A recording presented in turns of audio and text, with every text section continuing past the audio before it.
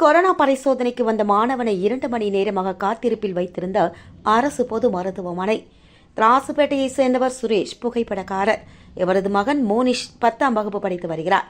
கடந்த 2 நாட்களாக இருமல், சளி, ஜுரம் என இருந்து வந்த நிலையில் மோனிஷை கதிர்காமத்தில் உள்ள அரசு இந்திரா காந்தி மருத்துவமனைக்கு அவரது தந்தை அழைத்து வந்துள்ளார். இந்நிலையில் மருத்துவர்களிடம் காண்பித்த போது அவர்கள் கொரோனா பரிசோதனை எடுக்க வேண்டும் என்று கூறியுள்ளனர். இதனை அடுத்து சுமார் 9 மணி அளவில் சீட் எழுதி கொடுத்தும் 11 மணி வரை கொரோனா பரிசோதனைக்கு யாரும் வரவில்லை என்று கூறப்படுகிறது.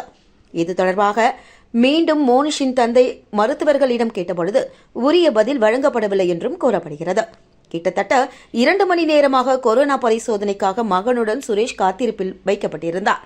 10ஆம் வகுப்பு படிக்கும் தன் மகன் தேர்வு எழுதாமல் மருத்துவ பரிசோதனைக்கு பிறகுதான் தேர்வுக்கு செல்ல வேண்டும் என்றும், ஆனால் மருத்துவர்கள் தொடர்ந்து அலட்சியம் காட்டுவதாக புகார் அளித்தார்.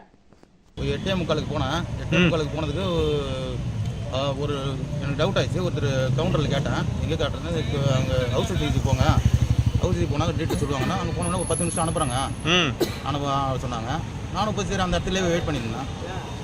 1/2 மணி நேரம் ஆச்சு, கால் மணி நேரம் ஆச்சு, 1/2 மணி நேரம் ஆச்சு, 3/4 மணி நேரம் ஆச்சு, 1.25 மணி நேரம் ஆகிடுது. கரெக்டாக 1.25 மணி நேரம் ஒருத்தன் வரல. அதுக்கு நான் 6:30 மணி தான் போய் டாக்டரை போய் கேட்டேன். டாக்டர் கேட்டதுக்கு உங்கள் இஷ்டத்துலாம் நான் பண்ண முடியாதுப்பா, அவங்க பொறுமையாக தான் வருவாங்க அப்படின்ற மாதிரி என்கிட்ட பேசுகிறாரு. அதில் தான் அந்த சீட்டை பிடிச்சி நான் வெளியே வந்துட்டேன். சரி வாங்க சார், நான் பார்த்துக்கிறேன் சார்ன்ட்டு வெளியே வந்துட்டேன்.